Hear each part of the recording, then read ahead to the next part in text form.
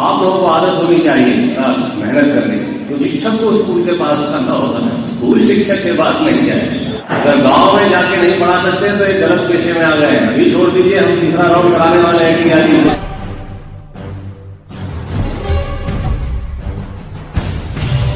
यहाँ मौजूद जिलाधिकारी महोदय और अन्य पदाधिकारीगण और मैं आप सब बीपीएससी के नवनियुक्त विद्यालय अध्यापकों और पीछे डीएलएड के छात्र भी हैं शायद। चलिए, आप सबका आभार व्यक्त करता हूं कि आप लोगों ने इस समय मेरा इंतजार किया।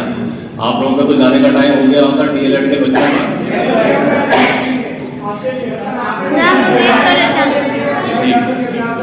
तो बीपीएससी के जो विद्यालय अध्यापक हैं उनकी आपकी तो ट्रेनिंग 2 दिन की हो गई होगी, 2-3 दिन। तो कैसा लग रहा है ट्रेनिंग में? कुछ सीखने को मिल रहा है? बहुत बढ़िया। और आप में से कितने लोग शिवहर के ही रहने वाले हैं? वाह, तो शिवहर के ही लोग। और राज्य के बाहर के लोग, उत्तर प्रदेश, झारखंड, अच्छा सब बाहर, सारे लोग बाहर से भी आए। वाह, वेरी गुड। तो आप लोग अब शिवहर में ही नौकरी करनी है। अच्छी बात है कि आप लोग इतने उत्साह के साथ यहाँ पर ट्रेनिंग ले रहे हैं। मेरा ख्याल है जो अगर प्राचार्य महोदय का जो ट्रेनिंग का शेड्यूल होगा वो करीब 14 घंटे का होगा। सुबह आप लोग कितने बजे पीटी के लिए जगा दिया था योगा को? 5:30। और शाम कितने बजे छोड़ा जाता है? 6:30 या 7:30? 14 घंटे का ड्रिल है। हमने कहा है कि 14 घंटे से कम में नहीं करना है। आप लोगों को आदत होनी चाहिए मेहनत करने की, क्योंकि आपसे आशाएं बहुत हैं, जनता को भी, शिक्षा विभाग को भी, सरकार को भी। आप देखिए कि इससे पावन और इससे पवित्र प्रोफेशन दुनिया में दूसरा नहीं, और बड़ा सम्मान मिलता है। हम हर जगह यही कहते हैं, शिक्षक को बड़ा सम्मान मिलता है। अगर शिक्षक ढंग से पढ़ाते हैं, छात्रों से भी मिलता है, उनके अभिभावकों से भी मिलता है, गाँव वालों से भी मिलता है। तो मुझे ये कहना है स्पष्ट आपको कि आप लोगों की सबकी पोस्टिंग गांव में ही होगी। आप इसके तैयार हैं ना? ये तो नहीं कहेंगे कि मुझे शिवहर शहर में दे दो, मेरे रोड के बगल में दे दो, हैं? कोई चाहे अगर कि ये हमें, सब लोग चाहते हैं कि हमारे घर के नजदीक में स्कूल मिल जाए, नहीं संभव है। स्कूल तो वहां खुलेगा जहां जनता चाहेगी, जहां जमीन मिलेगी, जहां पे आबादी होगी, वहां स्कूल खुलेगा। तो शिक्षक को स्कूल के पास जाना होगा ना, स्कूल शिक्षक के पास नहीं जाए।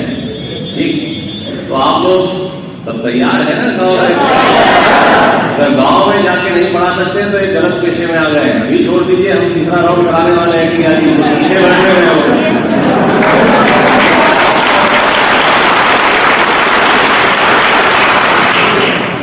तो ये पीछे जो डीएलएड के बच्चे, उनको चिंता हो गई थी बीच में कि सर आपने शिक्षा विभाग में, सरकार ने 2 लाख टीचर अभी भर दिए, हम लोगों का क्या होगा? तो कोई घबराने की बात नहीं है। टीआरई का तीसरा राउंड भी होगा, अगस्त में होगा। वो बीपीएससी हर साल लेगी और हर साल अगस्त में लेगी। ये कैलेंडर में डल चुका है बीपीएससी के। तो आपका तीसरा राउंड भी होने वाला है। बीपीएससी जो लड़के डीएलएड बच्चे जो है डीएलएड पास करेंगे, इस साल आपका जून जुलाई में एग्जाम होगा। आप अगस्त में एग्जाम दीजिए, टीचर बनिए, आइए पढ़ाइए। ठीक है? तो यह ऐसी व्यवस्था कर दी गई है अब सिस्टम में कि हर साल शिक्षा विभाग में, हमारे विद्यालय के सिस्टम में यंग ब्लड आएगा। जैसे आप लोग यंग ब्लड है, कितना जोश है। मैं जहां भी गया हूं कि विद्यालयों में, सीतामढ़ी में, शिवहर में, जहां भी टीचर है, बड़े जोश में पढ़ा रहे हैं। शाम 5 बजे तक पढ़ाई हो रही है। बच्चे रुक रहे हैं, 5 बजे के बाद भी गाने का नाम नहीं लेते हैं। 5:30 तक कहते हैं टीचर हमको पढ़ाइए, और टीचर पढ़ा रहे हैं। कई जगह तो मैंने कंप्यूटर की, बीपीएससी से जो कंप्यूटर के शिक्षक आए हुए हैं, वो कंप्यूटर लैब उन्होंने इतनी अच्छी तरह से पढ़ाना शुरू किया है। तो मुझे बड़ी खुशी हुई कि ये जो हमारे एसेट्स, हमारा विद्यालय, हमारा भवन, हमारे कंप्यूटर जो लग तो गए थे लेकिन उनका पूरा इस्तेमाल नहीं हो रहा था, वो अब होने लगा है। और इससे एक माहौल में बदलाव आया है। आप लोगों में से कई शिक्षक प्राइवेट स्कूल में पढ़ाते रहे होंगे जब सरकार में आए हैं। हमको अब खबर आ रही है कि प्राइवेट स्कूल से बच्चे भी अब अगले साल से सरकारी स्कूलों में वापस लौट आए।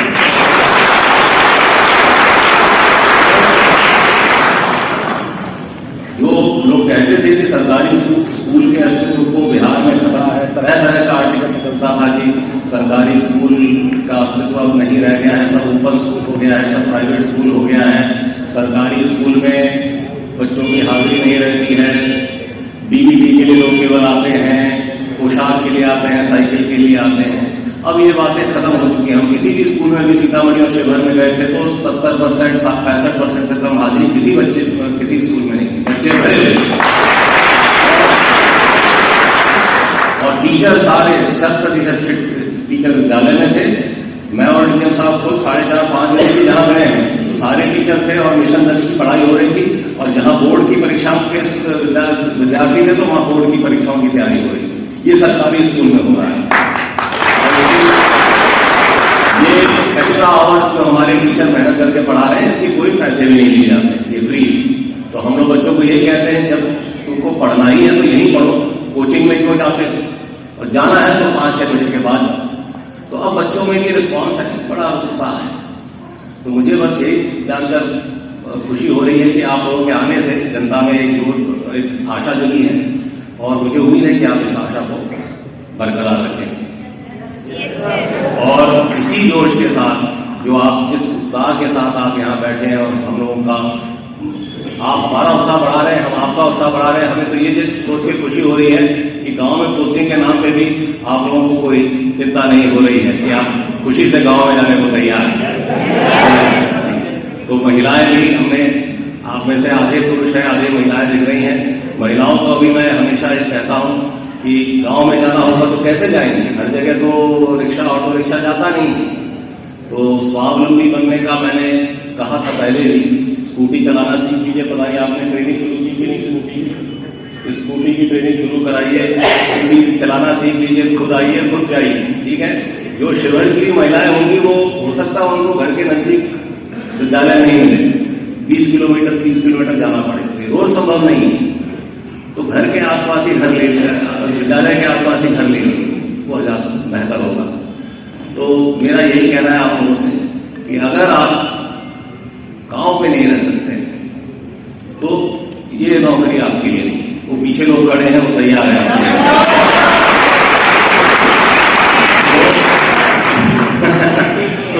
तो हम लोग इस चीज पे बड़े पर्टिकुलर हैं। और आज हम जहाँ गए हैं, हम लोग जानबूझ के, हम भी डीएम साहब भी, और इससे पहले सीतामढ़ी डीएम साहब और डीडीसी साहब हमारे साथ थे, हम लोग जानबूझ के इंटीरियर के गांवों में गए। इस बार रोड पे नहीं गए, हाईवे से उतरे, हम लोग उतरे और जितना अंदर जा सकते थे, जितना टाइम इजाजत देता था। और हम वहाँ गए तो वहाँ भी हमने टीचर पाए, बच्चे पाए। तो अब माहौल बदल चुका है, हमें गाँवों की तैयारी करनी। देखिए, शहर के बच्चे को पढ़ने के लिए बहुत सारे और स्कूल होते हैं, प्राइवेट स्कूल होते हैं, कोचिंग संस्थान होते हैं। गाँव में क्या होता है, कुछ है अगर तो सरकारी विद्यालय, अगर वो काम नहीं कर रहा है तो वहाँ उस इलाके की जनता को तो अच्छी शिक्षा नहीं मिल रही। तो ये एक इम्पॉर्टेंट चीज है, इसीलिए हम लोगों ने गांव के विद्यालयों को प्राथमिकता दी। तो आपके पहले वाले जो DRE 1 के लोग थे, वो भी गांव में गए, आप भी गांव में गए, ठीक है। इसमें कोई शब्द तो नहीं है, कोई दुखी तो नहीं है। दुखी है तो अभी त्याग पत्र दे दे, ठीक है, क्योंकि बाद में दोगे तो फिर हमको फिर नया रिक्रूटमेंट के लिए जगह भरनी पड़ेगी, ठीक। तो ये ध्यान दीजिएगा। और हम बड़े पर्टिकुलर हैं, हम लोग शिक्षा विभाग में सभी शिक्षकों की पहले गांव में होगी। हम लोग भी जब जैसे ट्रेनिंग में थे, हमें भी कहा जाता था कि जब हमारी ब्लॉक की ट्रेनिंग होती थी तो कहा जाता था दूर की ट्रेनिंग, दूर के ब्लॉक में जाइए, गांव में रहिए। तो ये आपकी पहली पोस्टिंग तो ऐसे भी नियम से ही गांव में नहीं होगी, शहर में नहीं होगी। पहले गांव जाइए, कुछ साल गांव में रह लीजिए, फिर शहर की बात कीजिए। तो जो गांव में नहीं रह सकते हैं, गांव के जीवन में नहीं ढाल सकते हैं अपने आप को, तो विद्यालय में आप नहीं पढ़ा पाइएगा। आपके खिलाफ गांव वाले चार्ज कंप्लेंट करेंगे, विभाग में आएगी, विभाग जांच करेगा, बिना बात के आपकी परेशानी बढ़ जाएगी। अगर आप गांव में मानसिक रूप से गांव में जाने के लिए तैयार नहीं है तो ये जॉब आपके लिए, मैं बस यही कहना चाहता हूँ। दूसरी बात मेरी ये कहना है कि आप लोग इतनी मेहनत से यहाँ ट्रेनिंग कर रहे हैं, 15 दिन का जो फेज है, इस ट्रेनिंग के दौरान आप चीजें सीखिए। टीचिंग में टेक्नोलॉजी का भी एक रोल आ गया है। टीचिंग टेक्नोलॉजी अपने आप में एक नया विषय उभर के आया है। पढ़ाने के तरीके तरह तरह से बदले हैं और बहुत तेजी से बदले। तो हम लोग ये चाहेंगे कि हर साल कम से कम एक हफ्ते के लिए आपको फिर से बुलाया जाए या 6 महीने में फिर से बुलाया जाए, और हम बुला के आपको अपग्रेड करते रहेंगे आपकी टीचिंग स्किल। ठीक है, यही चीज हम नियोजित वालों के लिए आपसे पहले नियोजित की ट्रेनिंग चल रही थी, नियोजित टीचरों की ट्रेनिंग चल रही थी, उनको भी हम लोग ट्रेनिंग करा रहे हैं। जुलाई से लगभग हम लोग 2.5 लाख टीचरों की ट्रेनिंग करा चुके हैं, जिसमें करीब 1 लाख बीपीएससी के थे, और अब आप लोग आ गए हैं, तो अभी नियोजित की ट्रेनिंग हमको थोड़ी रोकनी पड़ी है। आपकी ट्रेनिंग खत्म हो जाने के बाद हम फिर से नियोजित की ट्रेनिंग फिर से शुरू कर देंगे, नियोजित शिक्षक। तो ट्रेनिंग का बड़ा महत्व है, तो इसलिए हम चाहेंगे कि आप लोग टीचिंग टेक्नोलॉजी से अपने आप को अपग्रेडेड रखें। ठीक है, और अगर बाकी जहां तक आपकी रूटीन की बात है, तो टाइम पंक्चुअलिटी रहनी चाहिए। हम आपको, आपने देखा हमने किस तेजी से बीपीएससी ने अपना काम किया है, एग्जाम लिया है, रिजल्ट निकाला है। हम लोगों ने काउंसलिंग कर दी, आपकी ज्वाइनिंग या ट्रेनिंग करा दी है, आपका नियुक्ति पत्र भी कुछ दिनों में आ जाएगा, आपकी पोस्टिंग भी आ जाएगी। ऐसा कुछ पहले नहीं होता था कि अब कब एग्जाम हुआ, कब रिजल्ट निकला, 6 महीना 8 महीना तो होते होते ही लग जाता था। यहाँ आपने एग्जाम कर दिया है पिछले ही महीने का एग्जाम दिया है।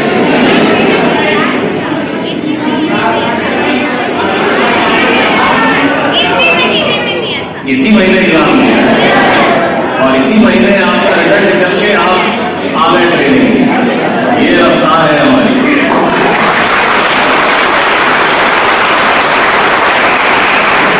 इसके लिए बीपीएससी के धन्यवाद का पात्र है। तो इसके लिए आप देखिए, हम चाहते हैं कि जिस स्ट्रिक्टनेस प्रोफेशनलिज्म से सरकारी संस्थाएं काम कर रही हैं, उसी प्रोफेशनलिज्म को आपको दिखाना है। आपको अगर 9 से 5 रहना है, तो आप कहेंगे कि ठीक है 9 से 5 नहीं, हम 5:30 6 रुकेंगे। अभी प्रिंसिपल साहब कह रहे थे कि हम कब सोते हैं, लगता है इनको लोगों ने शिकायत कर दी है, डीओ ने सब 10 बजे तक रात तक हमारी बीसी में रहते हैं। हम लोग सब 12 घंटे काम करते हैं। डीओ साहब 12:30 बजे तक बैठते होंगे, प्रिंसिपल साहब पता नहीं कब सोते होंगे, कब जागते होंगे। सब कोई शिक्षा विभाग में भी कोई ऐसा पता नहीं। यहाँ ऐसा व्यवस्था आ गई थी कि रोज टीचर स्कूल नहीं जाता। तो अभी सही आपकी आदतें, और लेकिन अभी मुझे चिंता की बात ये लगी कि कितने एनरोलमेंट है 90 और आए हैं 84, तो 6 कहाँ गए? मुझे चिंता उन 6 बच्चों की है जो अभी तक आज एब्सेंट थे।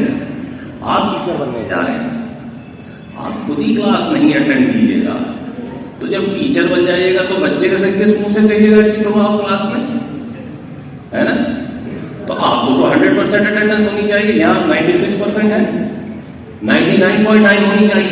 कोई बच्चा किसी कारण से बीमार हो जाए अलग बात है। पहले डीएलएड में अटेंडेंस का उतना रेशो नहीं था, शायद 50% रहा होगा। तो मैं जब जुलाई में आया, डाइट में घूमने लगा, तो मैंने देखा कि जो टीचर बनने जा रहा है वही क्लास नहीं आ रहा है। तो जब तुम खुद क्लास में नहीं आओगे तो कल को टीचर बन जाओगे, तो बच्चे से किस मुंह से कहोगे कि तुम क्लास में आओ भाई? मैं सही कह रहा हूँ?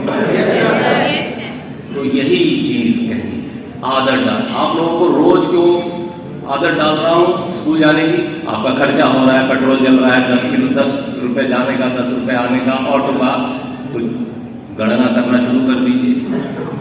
इस गणना की बीमारी से ही आगे टीचर स्कूल जाना बंद कर देता है। महिलाएं, एक आदमी आपको छोड़ने जाते होंगे, फिर लाने जाते होंगे कई जगह, इसीलिए कह रहा हूँ स्वावलंबी हो जाइए। तो उनके तो 4 चक्कर हो जाते होंगे, 4 बार आना जाना होता है, तो आपकी गणना तो और ज्यादा हो जाती है। तो आप कैलकुलेशन कर लेते हैं 40,000 रुपया में मेरे को 10,000 रुपया तो आने जाने में लग गया। तो जहां हम लोग ढीले पड़े, आप स्कूल में आना बंद होता है। पहले 25 दिन से 20 दिन में गए, 20 दिन से फिर 10 दिन में गए। मैंने ऐसा देखा था, तभी ये मॉनिटरिंग सिस्टम लगाया गया है। डीएम साहब तब डायरेक्टर प्राइमरी एजुकेशन ही थे, खुद भी मॉनिटर करते थे। आज हम 40,000 स्कूलों में खुद जाकर देखते हैं। क्यों देखना पड़ रहा है? कि आपने जाना, शिक्षक ने जाना बंद कर दिया तो बच्चों ने भी जाना बंद कर दिया। ये होना नहीं चाहिए। जब हम लोग जुलाई में इंस्पेक्शन करते थे तब कितने % हाजिरी थी बच्चों की? टीचर तो आप लोग 15-20 दिन में आना शुरू कर गए, टीचिंग कम्युनिटी तो तुरंत रिस्पॉन्ड किया, आ गए। स्टाफ रूम में 20-20 टीचर भरे रहते थे, पर बच्चा नहीं था, स्कूल कब्रिस्तान जैसे दिखते थे। बड़ा डिप्रेशन होता था मुझे देख। तो बच्चों को लाने में हमको 3 महीना लग गया। कुछ लोगों का नाम काटा, कुछ लोगों के पेरेंट्स को बुलाया गया, फिर उन्होंने एफिडेविट दिया, फिर जोड़ा गया, तब आए। आज हाजिरी जो है बच्चों की 50 से 75% स्कूलों में 50% से कम बच्चे रहते थे इनरोलमेंट। आज वो 65% घट के आधा % रह गया। 99.5% स्कूलों में 50% से ज्यादा बच्चे रहते हैं एवरेज। ये उपलब्धि दोनों तरफ से हुई है। शिक्षकों ने भी रिस्पॉन्ड किया और छात्रों ने भी रिस्पॉन्ड किया, छात्रों में अभिभावकों ने भी रिस्पॉन्ड किया। तो कह नहीं सकते थे कि व्यवस्था ढीली कब हुई, शिक्षकों के ना आने से हुई कि शिक्षक या छात्रों के ना आने से हुई। देखिए, अगर आप शिक्षक हैं, आपकी क्लास में एक ही बच्चा पहुंचेगा, आपको पढ़ाने में मन नहीं करेगा, एक ही बच्चा आया। लेकिन मैं बताता हूं, जब मैं इंस्पेक्शन करने निकला था जुलाई अगस्त में, तो एक क्लास में मैंने देखा था एक ही लड़की आई थी क्लास 11th में, लेकिन वो जो शिक्षिका थी उसको पूरी श्रद्धा से पढ़ा रही थी। पर एक शिक्षक के लिए बड़ा डिमोरलाइजिंग होता है कि मैं क्लास में घुसा हूं, मैं आया हूं, पढ़ाने के लिए कोई छात्र नहीं, ना कोई छात्र है ना। तो वहां से शुरुआत हुई थी, उधर से हुए हैं, अब हम लोग इस लेवल पे आ गए। जब हमने मॉनिटरिंग शुरू की कक्षा 11th में हाजिरी कितनी रहती है, तो जब शुरू में अगस्त के अंत में हमने पाया कि कक्षा 11 में बच्चे बिल्कुल नहीं आते। 9वीं में इसलिए आते, थोड़ा सा 8वीं का डिसिप्लिन फॉलोअप रहता है, 10वीं में बोर्ड रहता है इसलिए थोड़ा बहुत आते हैं, 12वीं में बोर्ड रहता है थोड़ा बहुत आते हैं, 11वीं में तो बिल्कुल नहीं आते। तो हम लोगों ने 11वीं क्लास की हाजिरी को खास तौर से टारगेट किया। अगस्त में 8% अटेंडेंस रेशो था 11वीं का, ये बुरा हाल था। आज 76% है।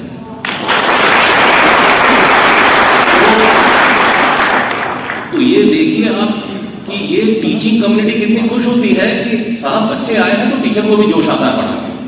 तो ये दोनों तरफ से होता है।